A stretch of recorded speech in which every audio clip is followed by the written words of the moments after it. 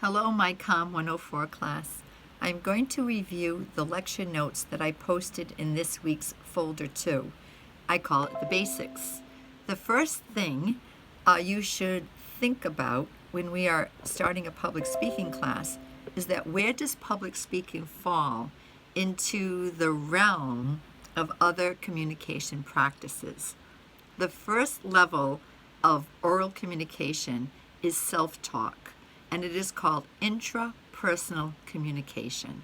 This is where we study the behavioral and social scientists when they talk about how human beings connect to themselves, and we call it intrapersonal. The intrapersonal conversations we have in our minds are very important. You know, the more positive our thinking is, the more positive our attitude, the more positive our actions. Also, realize that when you present to any audience, every audience member, the receivers, have their own intrapersonal thoughts, mostly based on their worldview, and you cannot control that. So we all have our own dialogue going through our brain all day long. So, intrapersonal. The second tier is interpersonal communication. These are the conversations you have with two people or dyads that care about each other, and you do turn taking, or small families, again, that care about each other.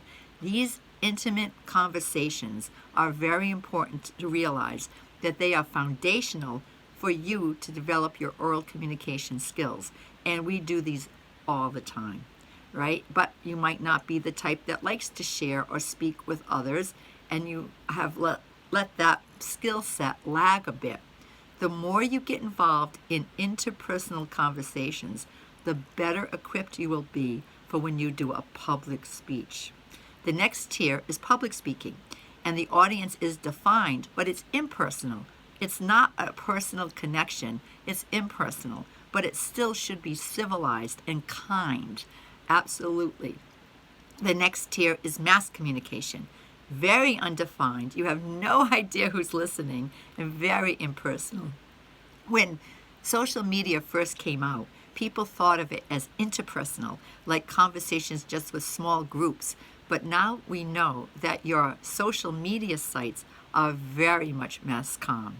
So those are the 4 tiers of oral communication: intrapersonal, interpersonal, public speaking, then mass communication.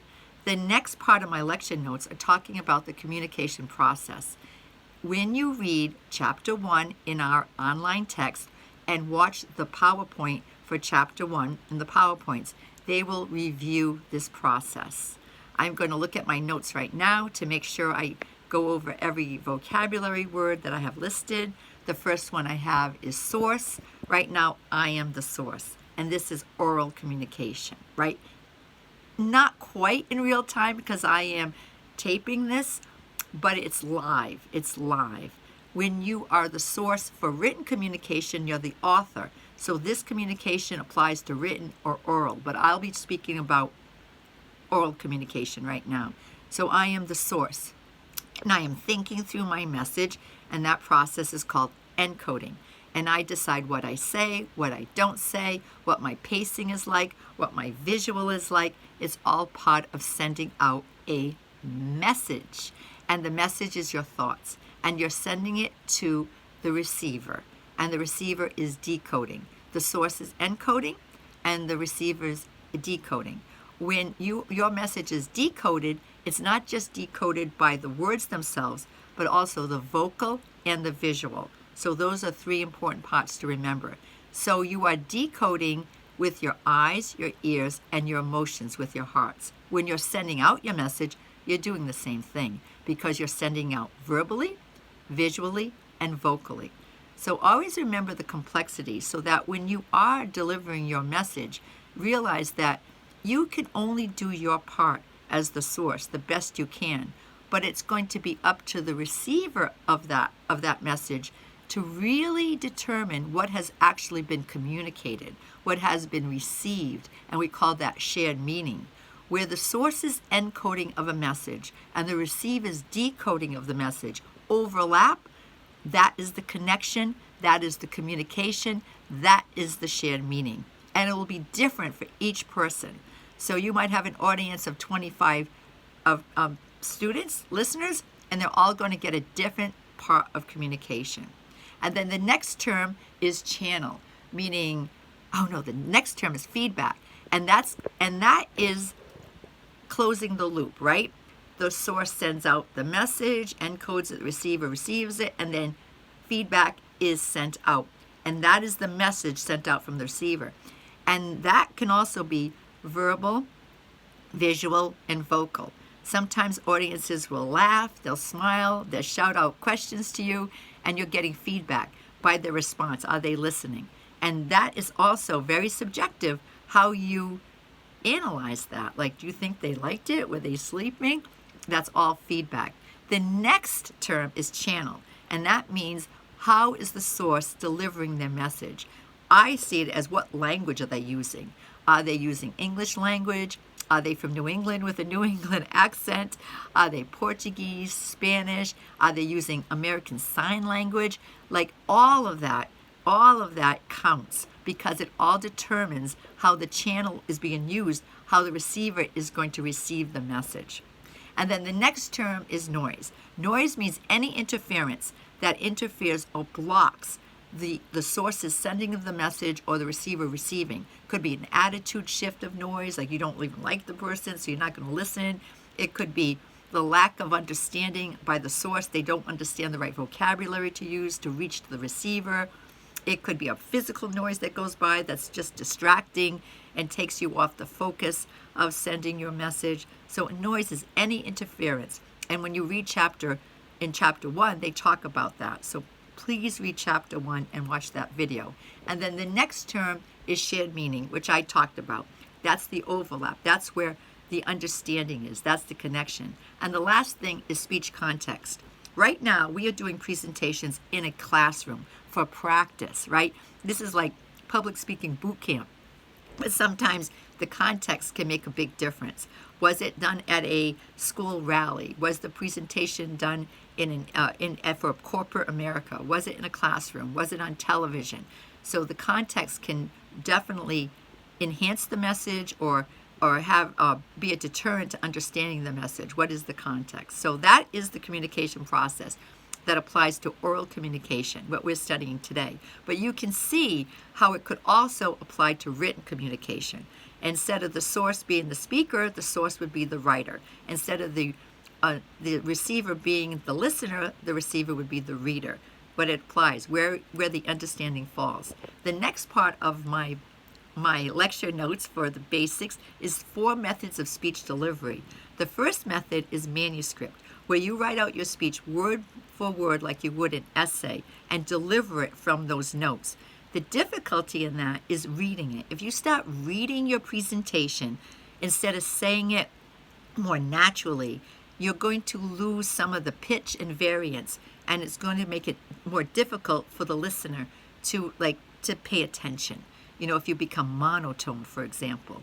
Now, people read their speeches all the time. Some are better than others.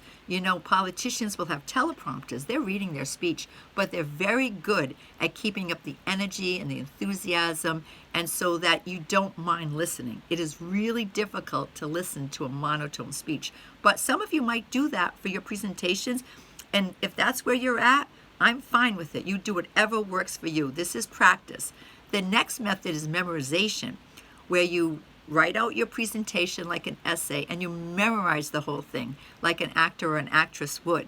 That is tricky because if any noise gets into your head, any distraction, or you lose your train of thought for a moment, you'll be off your game plan. And that's a very vulnerable experience to have everyone looking at you and you don't know what the next words are. The next is impromptu, where you do no preparation whatsoever. You're just winging it. Conversations you have within your interpersonal life are impromptus. You didn't plan them out. There's a difficulty in that as a best practice. You might get away with it for a couple of your speeches, and then all of a sudden it falls flat.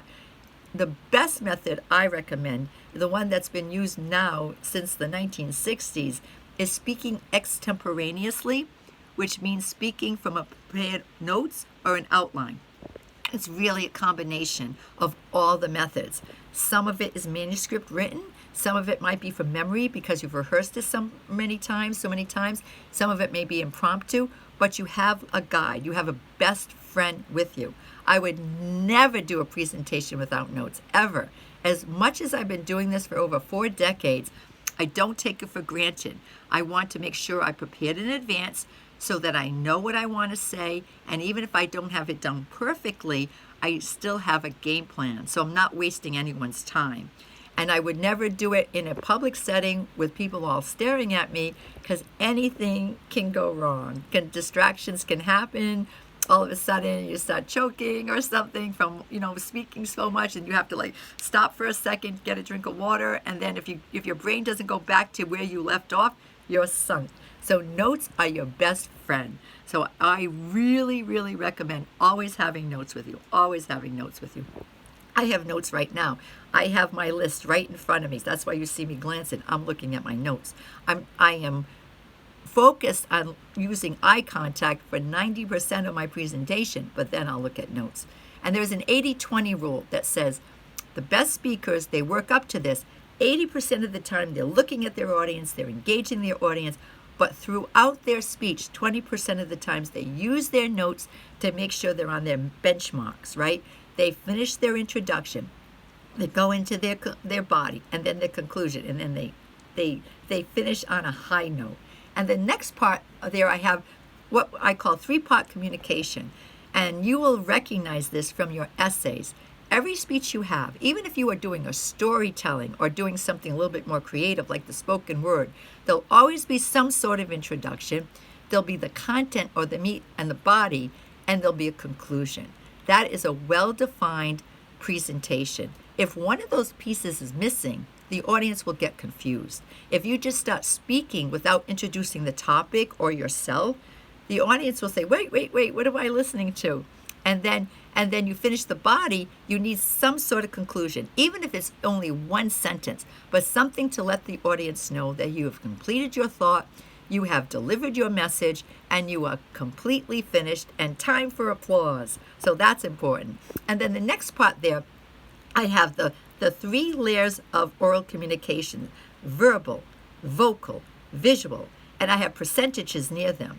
This is to illustrate that after much research, and the first researcher I know who did this was Dr. Morabian. He wrote a book called Silent Messages back in the 60s, and after a lot of study, he said that the effectiveness of a speech, when a source is delivering a speech to a receiver who believes them, that doesn't doubt their credibility, the effectiveness really falls initially on what the receiver sees. It's the visual.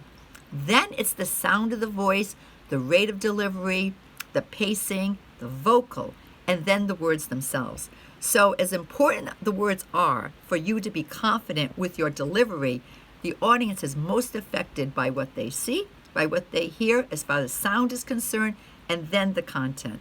So I just think that's pretty interesting. You will see some of this duplicated in Chapter 1, and in the PowerPoint 1, I will remind you of these basics of oral communication throughout the semester, but I wanted to give you a review. You can read the notes, listen to me, start to really see how this is going to play out, and you are on the road. You've been launched into your public speaking class. Thank you for listening.